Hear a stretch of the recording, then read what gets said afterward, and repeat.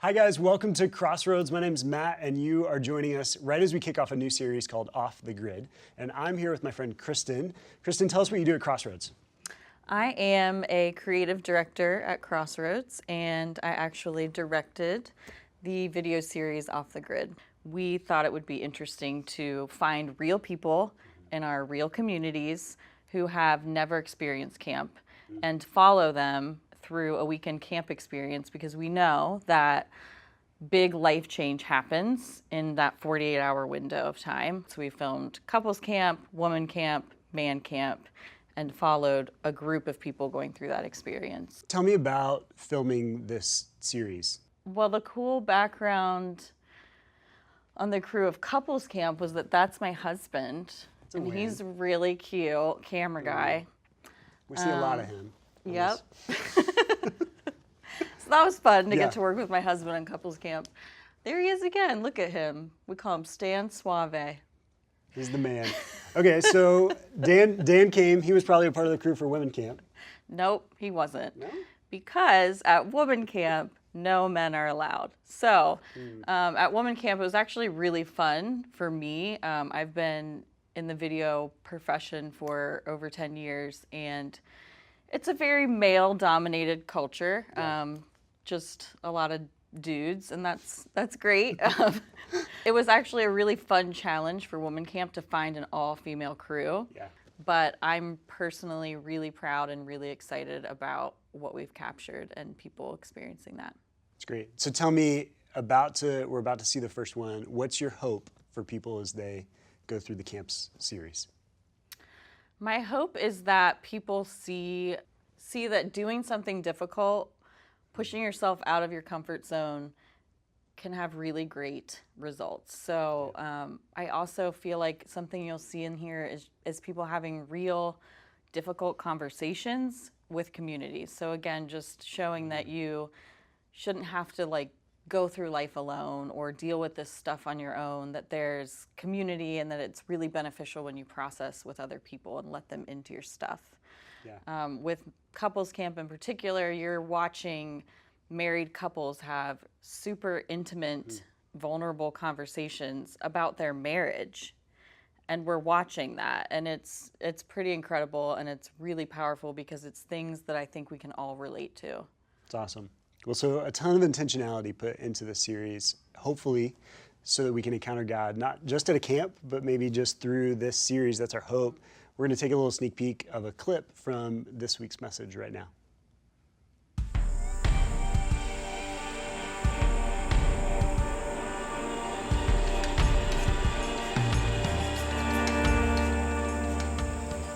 I took the easy way out rather than working on my marriage. I rejected you because I was so fearful you would hurt me. Sometimes I just get these doubts in my head. We've both been feeling this tension. Marriage is about tension and pressure. This is going to build your marriage like only an appropriate level of difficulty will. God kind of held this land for us to grab a hold of. A little heaven on earth for sure. Everyone has a good attitude at couples camp. People that are coming here to grow spiritually. We're out of our comfort zone. We've got to lean into one another, and the marriage gets better in the process. Old school, man in the wild. Man, woman, wild. How naked do we have to get before we can get fun? I was like, as naked as you want, just go have some fun. If you don't want to have a challenging experience, couples camp isn't for you.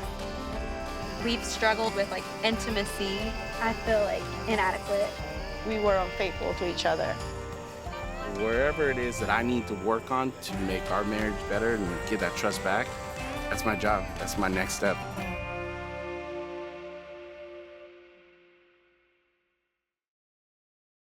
So I'm here with Robbie and Austin. You guys are on the music team at Crossroads. Tell us a little bit about what you do.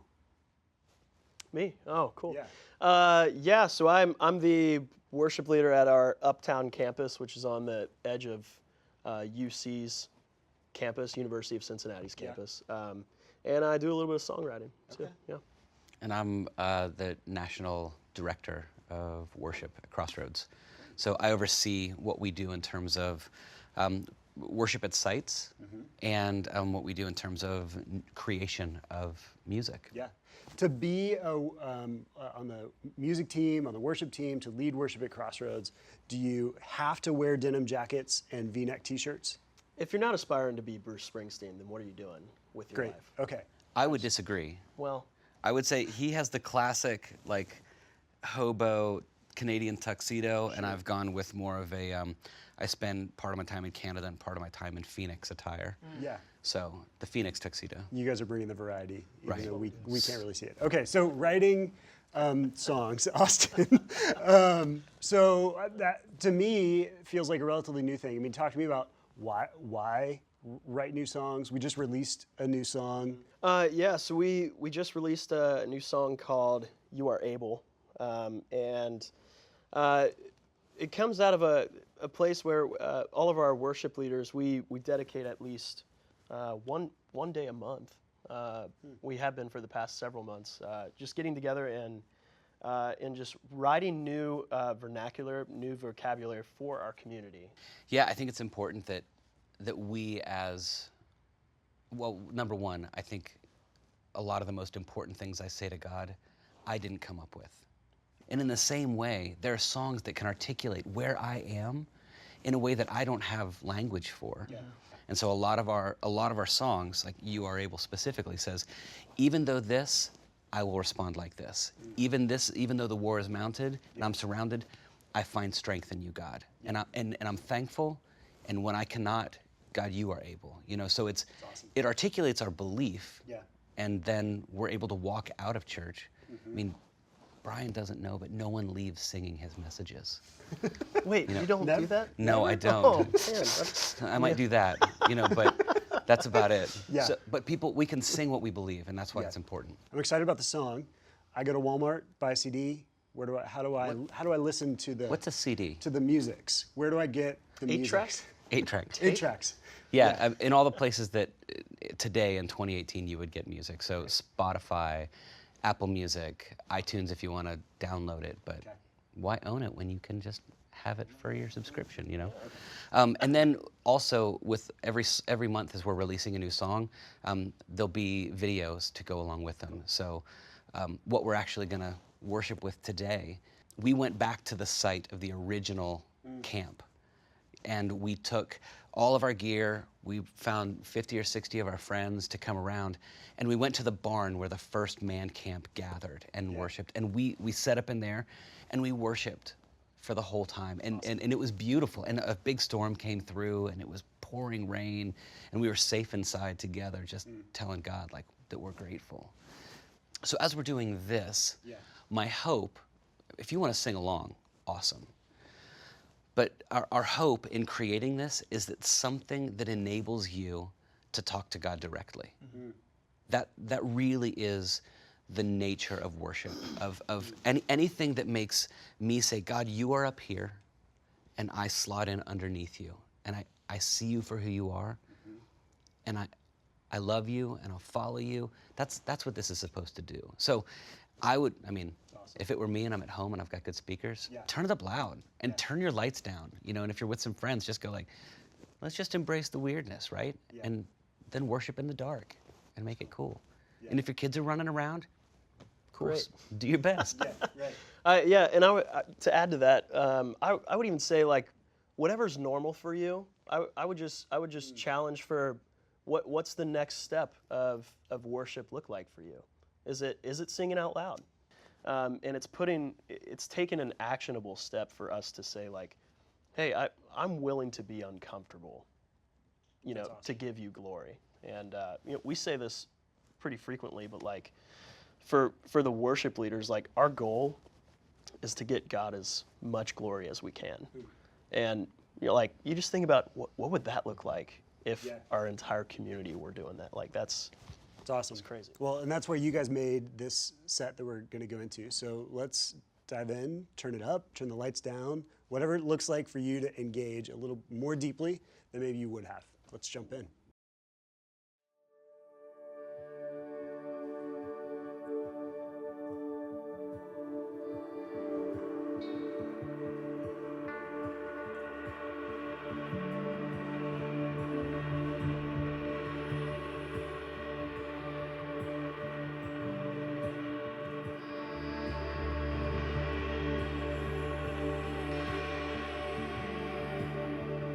God, we invite you here to receive praise. We were designed to give you glory, so we're gathered here to do just that. These songs are an offering to the outpouring of our lives. We say we love you, and it's a privilege to sing to you.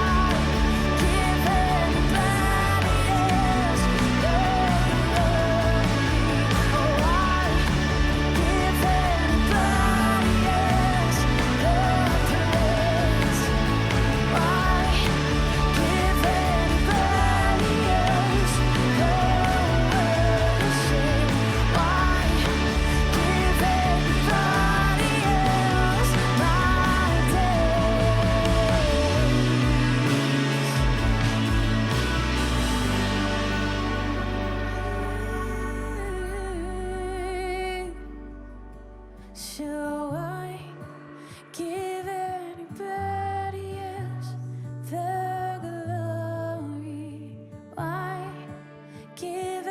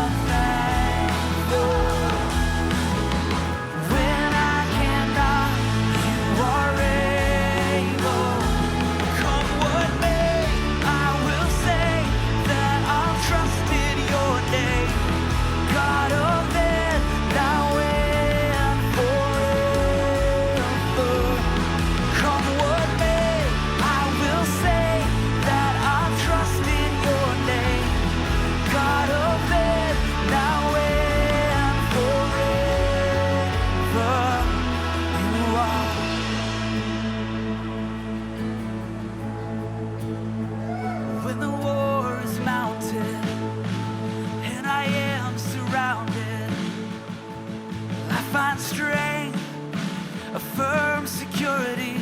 That again.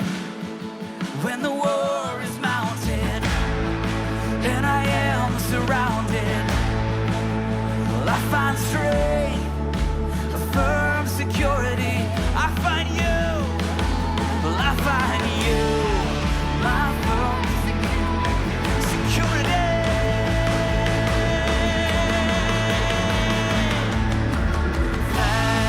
Thankful, I am thankful. When I cannot, you are able. Thankful, I am thankful. When I cannot, you are able. When I cannot, you are able. When I cannot, you are able. You are.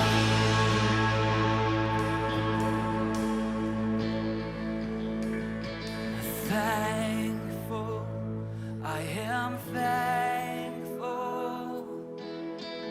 When I cannot, you are able. Thankful, I am thankful.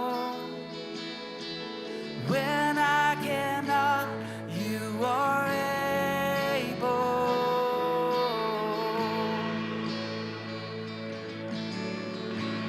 Then sings my soul,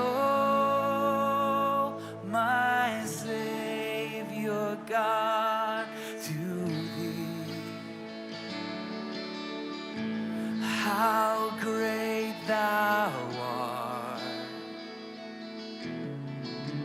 How great thou art. And then sings my soul, my Savior God, to thee. How great thou art. How great thou art.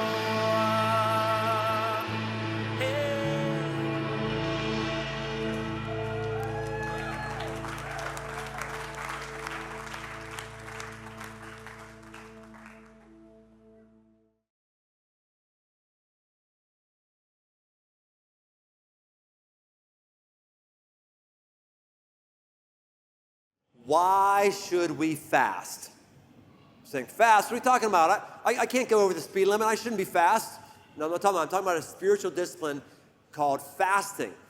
Fasting is when you go without something for a specific period of time so that you can focus the resources you want to spend on that thing on something that gets you closer to God. The most popular kind of fast is a food fast in the Bible.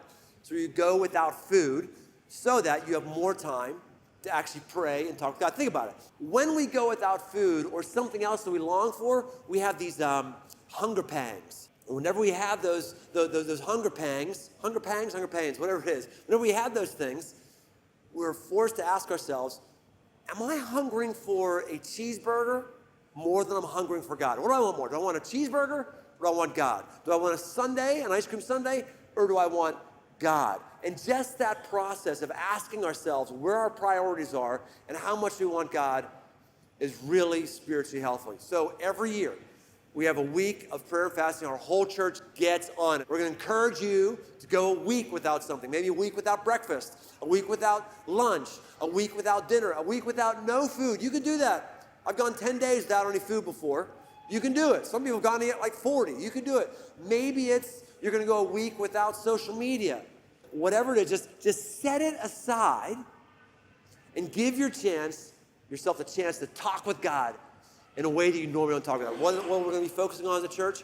3 things. We have huge goals. We want to attract more and more people to our community because more people come to our community have more potential to come to know Christ and be deepened in Christ. Second thing is we want to connect, attract, connect. We don't want just people to stream our videos on YouTube. We don't want people to just sit in an auditorium.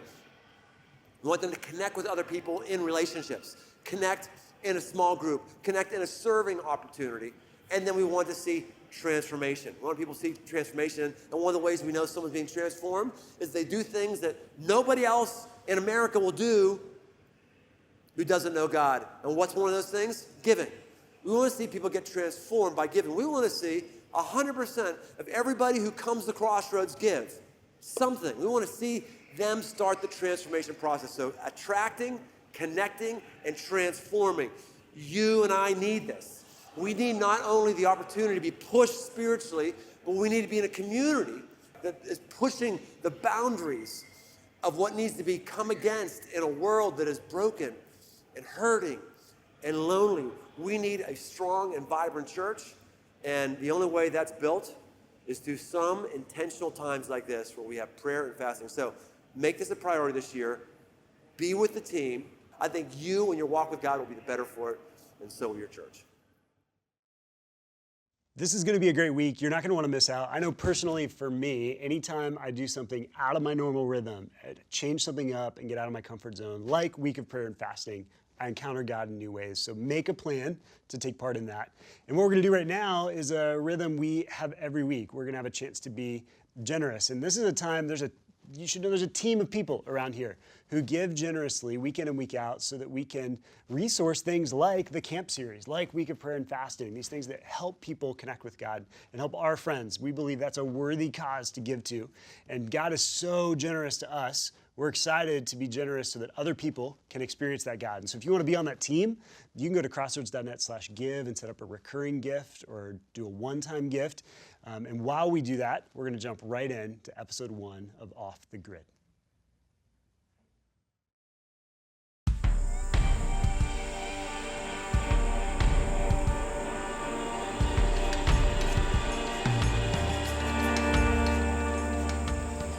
I took the easy way out rather than working on my marriage. I rejected you because I was so fearful you would hurt me. Sometimes I just get these doubts in my head. We've both been feeling this tension. Marriage is about tension and pressure. This is going to build your marriage like only an appropriate level of difficulty will. God kind of held this land for us to grab a hold of. A little heaven on earth for sure. Everyone has a good attitude at couples camp. People that are coming here to grow spiritually. We're out of our comfort zone. We've got to lean into one another, and the marriage gets better in the process. Old school, man in the wild. Man, woman, wild. How naked do we have to get before we can get fun? I was like, as naked as you want, just go have some fun. If you don't want to have a challenging experience, couples camp isn't for you. We've struggled with like intimacy. I feel like inadequate. We were unfaithful to each other. Wherever it is that I need to work on to make our marriage better and get that trust back, that's my job. That's my next step.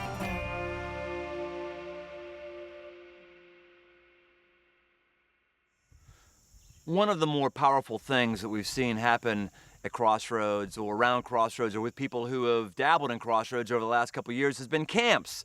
We've got this property that we bought coming out of the I'm In campaign, and I'll tell you what, the amount of life transformation that we've seen in people who've gone off the grid, who've gone into the wilderness, or at least gone outside of their own air-conditioned house is really remarkable. So we're doing this series to give us all a sense of what happens at a camp and to see what happens when life gets changed. We're here at Crossroads because we want to see all of our lives change.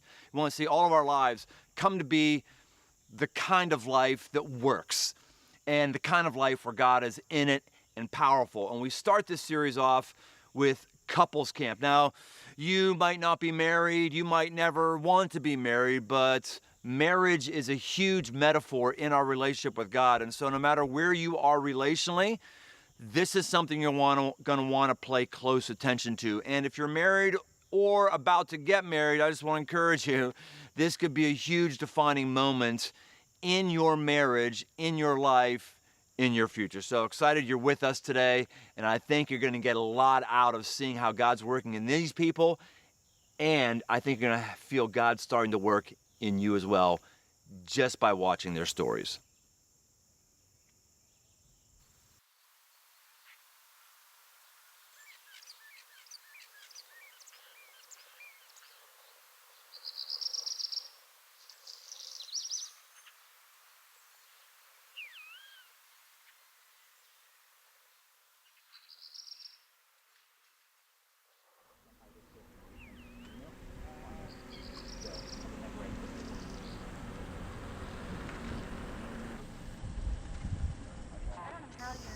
My name is Kimberly. My husband Geo and I are leaders of this group at Couples Camp.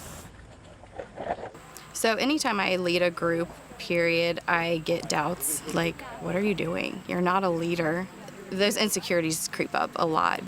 With our past, we've had some issues, drank a lot, partied a lot, and I thought we were moving forward, but I didn't realize that the amount of damage that I did to her still is carrying this far. I hear this voice in my head, and it's like, don't give up on him. And I'm like, seriously?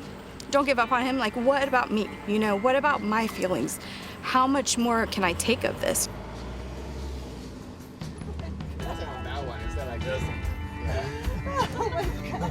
Just come out and you're like We are the Bonillas, and we've been together 14 years, and we have 2 girls.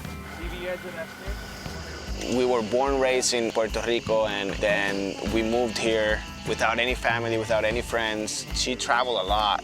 At the beginning, where we were seeing each other like every other weekend, and that's it.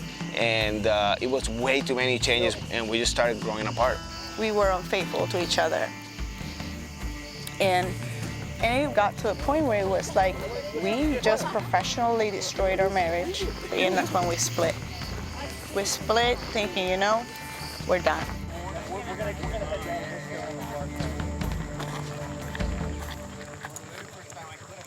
My favorite part of couples camp may be the walk-in. I like to post up and encourage people as they're walking in, or also known as heckle people as they walk in. And that walk-in is really important. It's a bonding, difficult journey for some couples. Welcome at Couples Camp. I'm seeing people walking. I'm seeing them smiling. I'm seeing them clapping. I don't see anybody holding hands. Why aren't you holding hands? Hold your hand. That's it. That's what a good couple does. They hold hands. Well done. There was a lot of men and women who were walking separate from one another, men leaving their wives behind, and some wives leaving their men behind. And a lot of us, we've not walked a mile with our spouse, like ever, let alone walking a mile to go on the beginning of a spiritual journey, which is what Couples Camp is. So that whole entrance thing of walking in together is really special for me. It's going to be a hot couples camp. You'll be sweating. You will be moist. It will be a moist couples camp here in this heat. And you will have amazing fun in your tent, one-on-one. It's going to be epic. Hey, you don't very often see a roll of sausage with egg in it, do you? No, and chicken. It's delicious. The heart behind Couples Camp came, Judd was like, hey, I know what we're gonna do for our 20th anniversary. And I was like, great, what are we doing? You know, like, we're going to a beach, it's gonna be awesome. And he's like, yeah, right. He was like, no, we're gonna go to the woods. We're gonna go out west, we're gonna go to the woods. I was like, what? What? We're gonna camp? 8 days? Are you kidding me? In the woods with bears? Like, what? And he's like, no, you're gonna love it. And so we did it. And it was a challenge, and it was hard. I mean, it was really hard, but I wouldn't change it for the world. I learned more about who I was as a woman and a wife, and who Judd was as a husband and a man. She told me later that at that point in the trip, I don't know if I'd made her coffee with the little lid on it, because I get up earlier and make coffee and I put the lid down and it's sitting there. She gets up and the coffee's ready for her. And she said she felt love more deeply, not loved, love more deeply than she'd ever felt it. And I thought, we have to share that. I mean, my gosh, if being out and stretching yourself and doing these things can let my wife of 20 years, she felt love more deeply, my love, the Father's love, like more deeply than ever before. Yeah, that's a no-brainer. We gotta share it. We need to share that, so that's what we're doing. Man, this is so good when you're getting out with your with your husband or your wife, you're in an unusual environment, you're having to squat down places, you're having to stretch yourself, you're having to lean into each other. Our marriages went to a new place. But the key is the right equipment. If you got the right pad. And a husband will snuggle with you and make everything Yeah, good. we have a bag that we both can fit in. It's like a double bag. It's cool.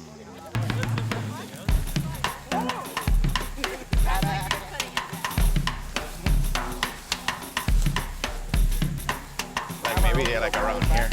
Does it sit right here?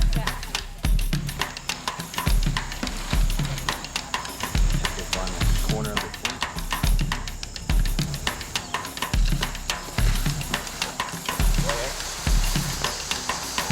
This one's the big one. Okay. One not right. We need help. But so far, good. There's a nice breeze out here. Pull it. We met the Bonillas, and they were like super great. I felt a strong connection to them because they were just like really honest, open people, you know, and everybody seems really, really nice. And open and humble.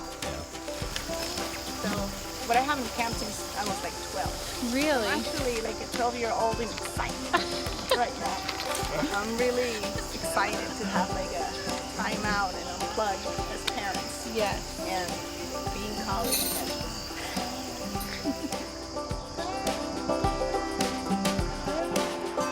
Not good. Here's what I want to know. How many people, this is your first couples camp? Yes. Okay, now how many people got pregnant at the last couples camp?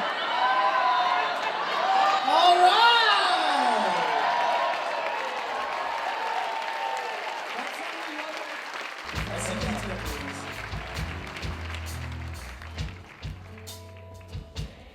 In just a moment, I'm going to go over some rules that are good stuff for us to know, but I want us to camp out here for a moment, and let's just make sure we get something clear. There are no perfect marriages in here. No perfect marriages, none. And if yours is hurting, if yours is dragging, if yours isn't what you hoped for, if yours isn't what you thought you signed up for, if yours isn't the picture of whatever, you are in the right place. You are in the right place. So that's our starting point. It's our starting point, and I'm starting to identify some of the drag that's on our lives and on our marriages. You might even know what those are. We're going to camp out on those over the next 48 hours or so. But this is a song that sort of forecasts what we're going to feel in all of our marriages, that the chains are going to drop.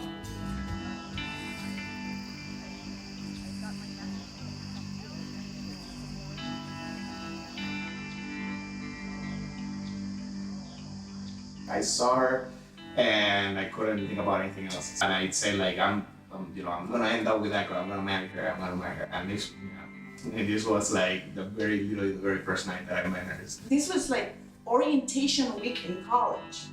She said like, hey, I don't want to see you again. You're creeping me out. Get out of here. And I said, wait, it was nicer than that. Right, in a nice way. In a very nice, gentle way, I said, go away. Marriage been a roller coaster. Yes, it has been a complete journey, definitely. I mean, we hit rock bottom like 2007, 2008. Yeah. We had like affairs going on and both sides, and also the lack of respect for each other really at that point. And our marriage by all standards was just broken.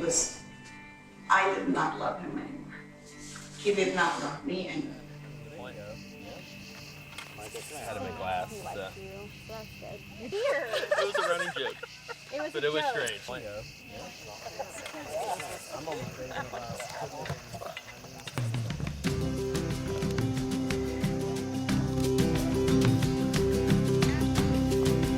Good morning, sunshine. You?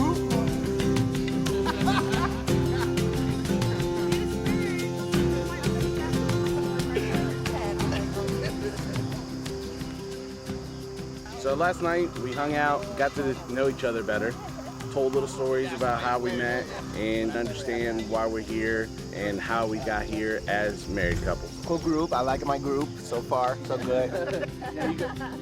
So last night we were able to see the how many people were here under the tent when we were doing some worship, and there's like 1,000 people here. Like it was great. It was great to see all these married couples together.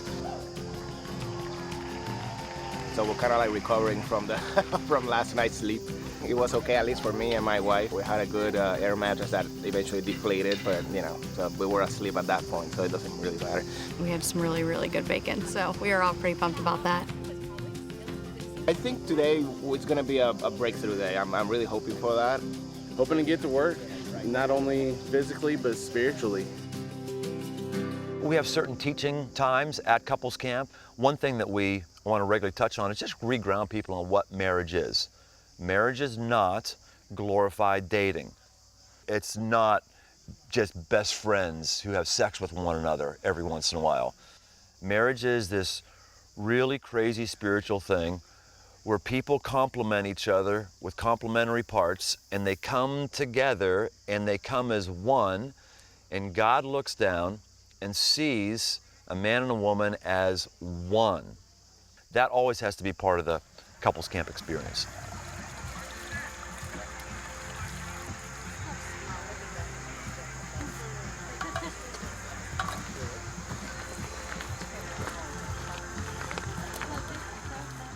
There's a spiritual force that's very smart, and he is strategically working to how he can pull you apart. This evil is out trying to hurt the greatest thing God has ever created, a marriage. I just want to call these things out as these are battlegrounds that the evil one is using to divide you. One is fidelity and faithfulness. He's going to use fidelity and faithfulness to tear you apart. And when one of you emotionally cheats on the other or physically cheats on the other, he's going to use that to say, aha, there it is. See? Divorce that person, get gone with that person. But man, I'll tell you what, I'm just thankful that when I cheat on God, he doesn't divorce me. This is one of the battlegrounds that you're going to have. Another one is going to be the battleground of forgiveness. Man, this is the most important discipline for people who be one. Why? Because for God, this is his important discipline with us. He just continues to forgive us. It's beautiful. We're actually going to have time of solitude. We want you to have one-on-one time, you and God on this.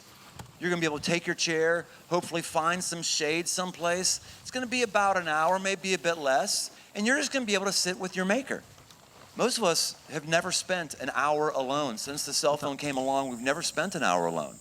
No device, no nothing, just you and God. So we want you to take advantage of this time and see what God does in you. Solitude today was amazing. I've struggled to find more than 15 minutes alone. It was long overdue. It was intimidating at the beginning because it was one of those things that if I'm not practicing, I'm not sure where to start. But once I got going, it was very refreshing. God gave me this word that I'm still trying to figure out what it means. It's the whole thing of being worthy and being enough. And to be honest, I'm still trying to figure out what that means. Hopefully between now and tomorrow before we leave, where I'm able to kind of connect the dots on how that looks like. But that just came to me like there's something that we still need to work there. And between me and my wife, and I think it's something that I want to invest more time into understanding.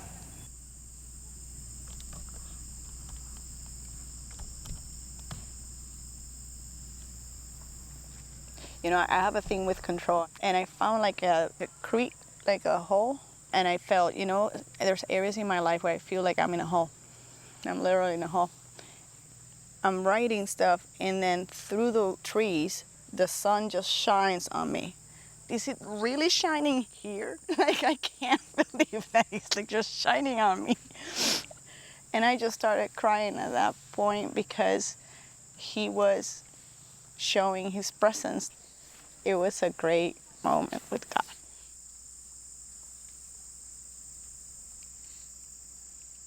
So this morning started off pretty normal, and then we had solitude time. So that's when things turned interesting for me. Due to some issues we've had in the past, the trust issue always comes up. It's every once in a while just a little nagging in my ear, and I'll start to get some doubts in my head, and I heard loud and clear, like, trust him and be patient. The moment we had together to talk a little bit after Solitude was a little bit of a shocker. With our past, we've had some issues. Drinking was a big story in our past. Yes, I drank a lot, partied a lot, and lost that trust. I just needed to talk to him, and I kind of just explained to him, like, these old feelings about not trusting him come up, and he was kind of surprised to hear that because I don't think he knew that. I haven't shared that with him. I've been working on it, and I thought things were getting better, but to hear that she's still struggling with a little bit of the trust, I didn't realize that the amount of damage that I did to her. Throughout The time that we were married, he got in trouble a couple times with DUIs. And so when he was out drinking, he was also doing, I don't really know exactly the whole story, but I mean, he was not being faithful. And so the last DUI that he got was, I think, 3 years ago. And when I got the phone call, I was like, I'm done. I'm done. And so I was ready to, like, throw stuff on the lawn, you know, like I was mad. I was so mad. And I hear this voice in my head, and it's like, don't give up on him. And I'm like, seriously, don't give up on him? Like, what about me? You know, what about my feelings? How much more can I take of this? You know, how much more do you expect me to take of this? And I kept hearing it over and over, don't give up on him. Let's build into this and figure out where can we get that trust back. And then she teared up. And so wherever it is that I need to work on to make our marriage better and get that trust back, that's my job. That's my next step for our marriage year. We started a really good conversation, and I want to continue talking, you know, just through the trust issues. When we cannot see just where the road will lead, we are empty, we are broken. When the enemy is strong and it seems nowhere to run, we will trust you. You are with us. We will look to you, the author of our lives. Whatever pleases you. You've worked out physically, you've worked out spiritually, you've worked out emotionally. That's what we do in our marriages. We prop up each other to help our spouse serve our God. We lift them up so that we together can do more than we could do individually. The best thing you do for the potency of your life is get married and stay married.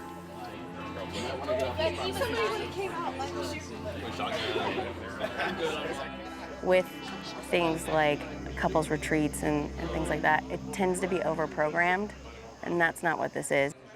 The fun of couples camp comes in the spontaneity, and that comes from the time and space that you get here. And so, like, for example, yesterday, this couple jumped in the pond and started swimming, and then all of a sudden, there were tons of people who jumped in the pond and started swimming, and they were splashing around, having a blast. The best part was the couple that initially jumped in to the pond. They came up and said, okay, how naked do we have to get before we can get in the pond? I was like, as naked as you want. Just go have some fun. Just be with your spouse. But, you know, and they were like, great. So, I mean, it was, the fun of it is freedom for people and space for people. There's, you know, people taking hikes. The first couples camp, there was a couple, they didn't hardly know what to do with themselves because it's the first time, I think, in like 5 years, they had had a single time together.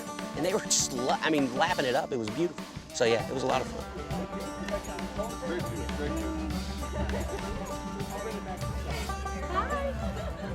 A significant part of couples camp is wine time. It's a forced date. Very few married couples have dates. Part of the reason why married couples don't go on dates like they did when they were dating is it's just more difficult. And then what we do to make it even easier is we supply you with a bottle of wine or a bottle of juice and discussion questions, a little booklet. Sometimes we go on a date and we're a little just intimidated. We're just gonna look at each other across the table. What are we gonna talk about? And we give guided questions for couples to talk about with hopefully what's a meaningful conversation that could affect their closeness. I'm nervous. I mean, we have had dates there, so it's not something like, oh my God, it's gonna be awesome because we haven't had a date in a while. But I wrote a letter to her and all that stuff, so I kind of want to share it with her, and I'm not sure what her reaction will be. Is there something that you feel that you need to tell her that you haven't said in a while, like about her as a wife and a mother and Now you're gonna make me cry. Yeah, I have an awesome wife, and it's one of those things that I can easily take for granted, and I will never like to have her feel like she's not enough, like she's not worthy. And if there are areas where I have made her feel that way or pressure her into that way, to really ask for forgiveness on those areas.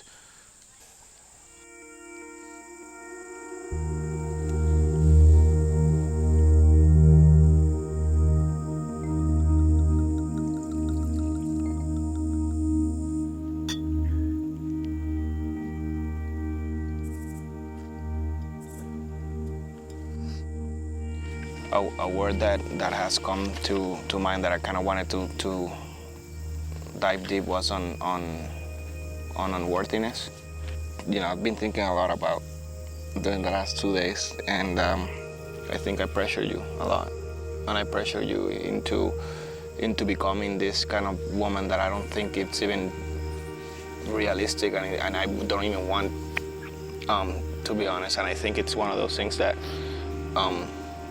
I really struggle a lot with guilt because of that. Because I think I did have pressure you by wanting something that is not real, by wanting something that is not of him. I wanted to let you know that you are more than enough for me. That you're amazing. And I think my focus, instead of pressuring you, I think my focus is definitely going to shift into having a better relationship with God, because of, I think that's the key thing, and not necessarily pressure you into becoming something that only he can meet.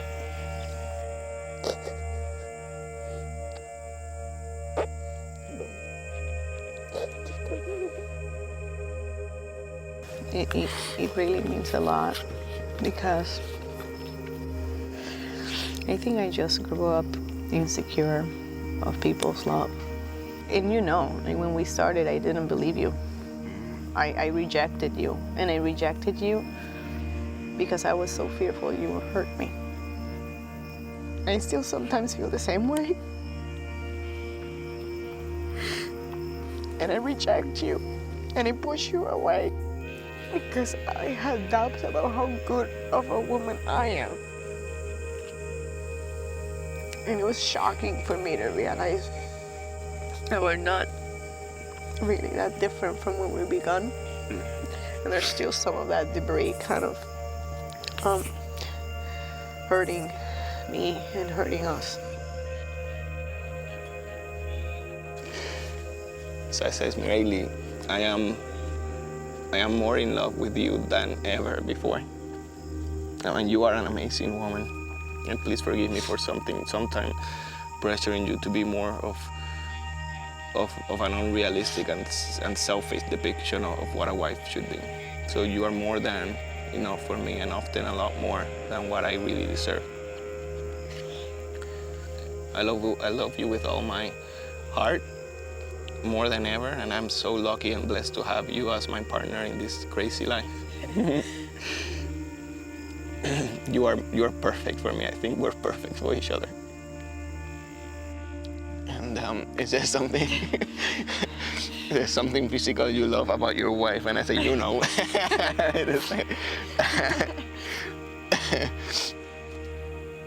Oh, wow.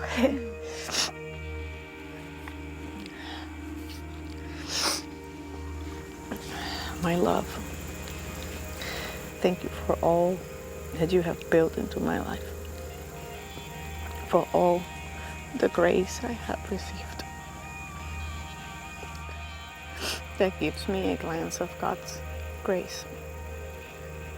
And I believe He will continue to show His love and mercy through our marriage. You truly exemplify what the Bible says about how a husband should be. And it's time for me to do the same. And be your wife. and help you see a peek of what God has in store for you. I have been made a better person because I have you in my life. I love you. I am blessed. I'm lifted because of you. And on top, I get to enjoy the most beautiful man I've ever met. You're gorgeous. Faithfully in love. Me. Me. Family.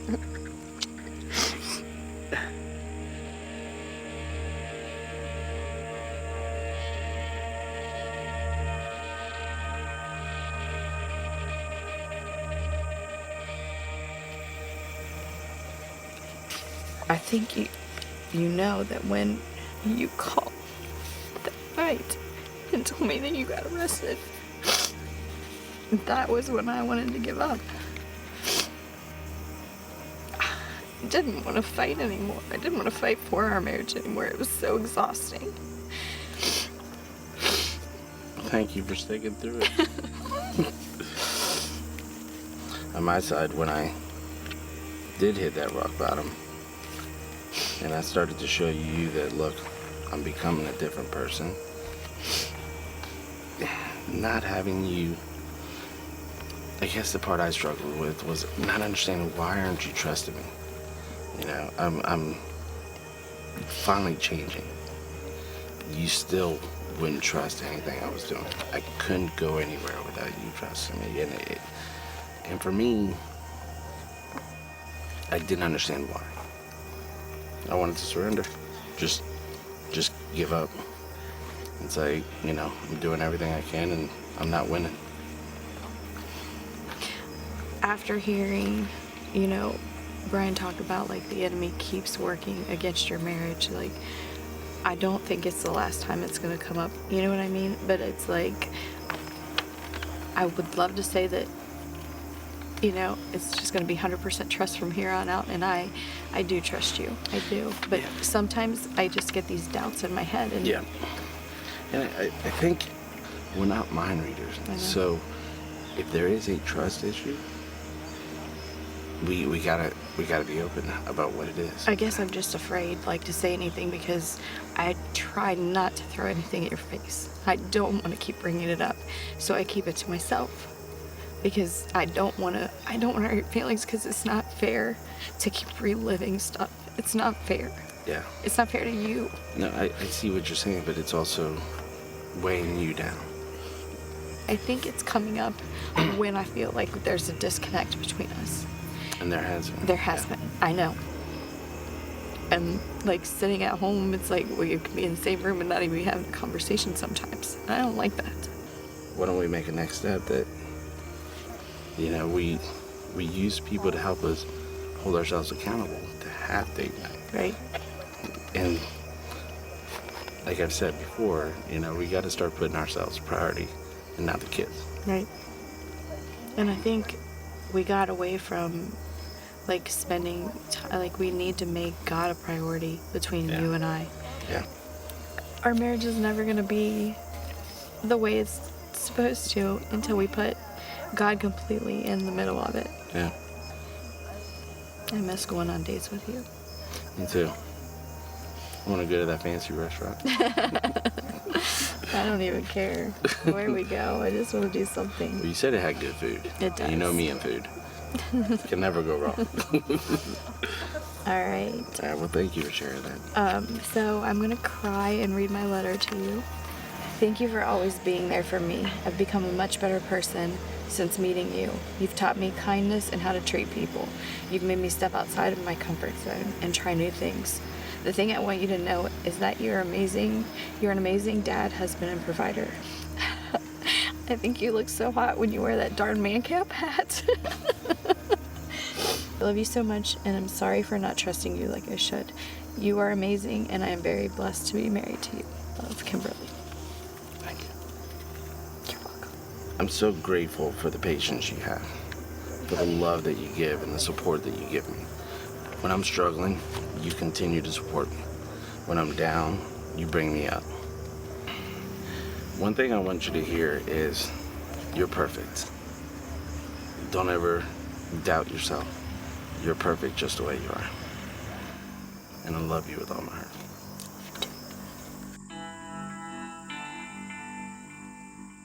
I know there's hundreds or thousands of things that we can do with our time, but I don't think very many of us spend our time in a way that could actually affect our future or affect somebody else's future.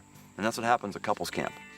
People make a decision that this is going to be important. This isn't about just the ceremony I went through way back when. This is about a relationship that's going to be ongoing, and I'm going to strategically put time into something that's going to stand the test of time.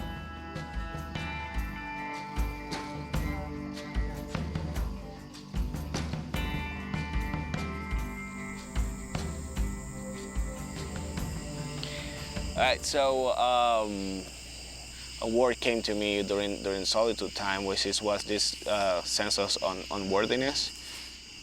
And I'm like, wait a minute, I'm not feeling unworthy. I'm not feeling that.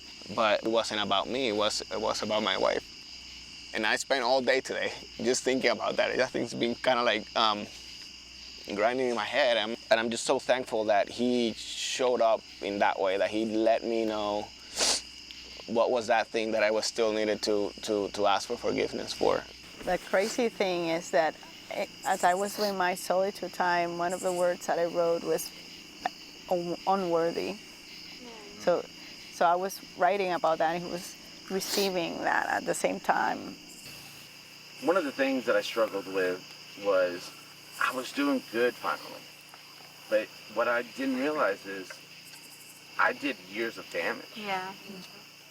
And it really took me till today to, that's a long time, but it took me till today to really understand the amount of damage that I did. It's still a battle, it is, but we made like a commitment that no matter what, we're working through this. Like, divorce is not an option. Oh, it's hard. We need like 3 or 4 more campfires. Yeah.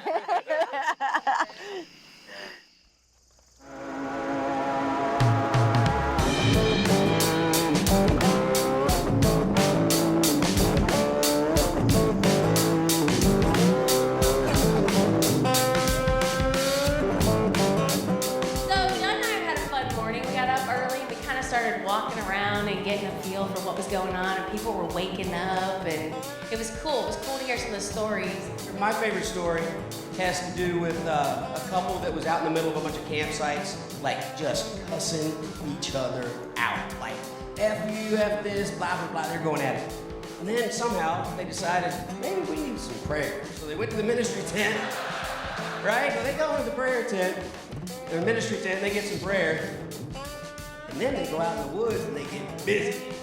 All right, so for any of you sad sacks that didn't go to the ministry tent, dudes, if you didn't get lucky, maybe you just need some more Jesus in your life. I mean, that's probably true even without the sex, but that's it. So BT, it's time. Thanks, guys.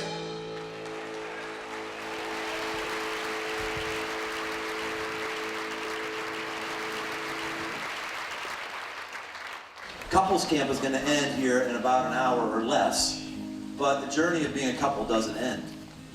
And you're going to have the opportunity right now to pledge your allegiance to your spouse and to get remarried right now, to say the vows of your marriage right now. I'd like you all to stand up, please.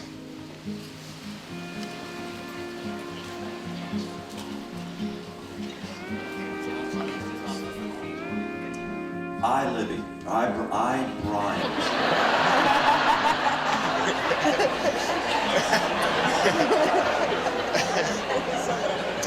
Here we go. I, Brian. Take you, Libby. Take you, Mireille. To be my wife. To be my wife. To have and to hold. To have and to hold. From this day forward. From this day forward.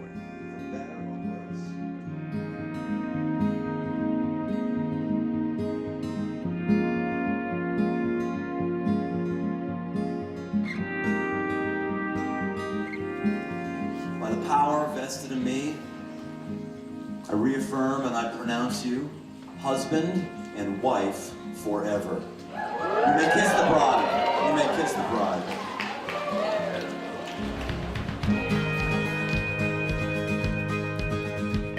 I would just hope someone would be seeing what's been happening and say, you know what, I need to take a risk and try something different.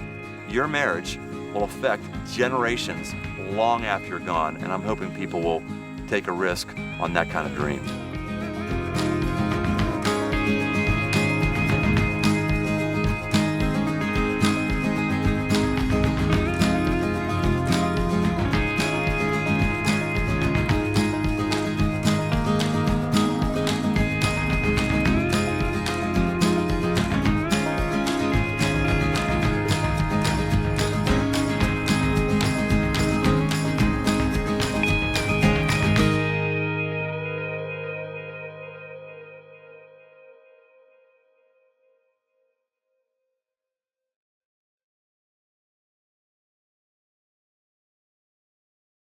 That was awesome. I bet you probably are interested in going to a camp this fall as a result of that. I mean, seeing those lives be transformed. I want you to make sure you have an opportunity to go to camp. You can go to crossroads.net/camps to sign up. You can get the dates, the cost, all of that, and make a plan to be at a camp this year to experience God in a brand new way. Next week, we're going to continue our series, and we're going to watch some folks travel through women camp, which is going to be incredible. And you get a sneak peek right now.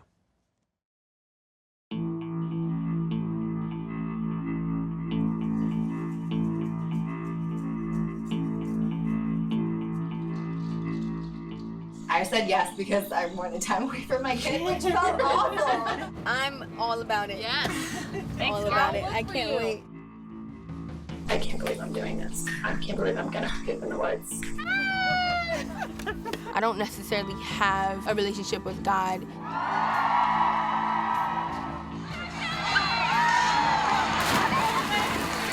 There's 1,200 people here. It causes a lot of anxiety for women.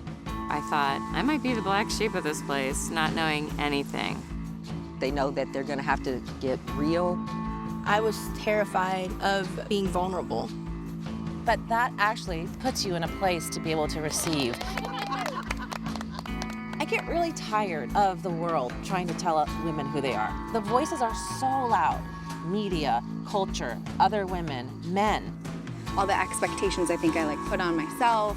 You know, I knew I would be surrounded by a lot of women who do believe in God, and so I was kind of intimidated. There was no mistake that this weekend was for me. Last year was crazy for me. I thought I'd moved on from that, but I haven't. Have you experienced something different here? Yes. So now you have hope, and now you can leave here, and maybe you can live differently. That's the whole reason why we do women camp. We want women to come to freedom.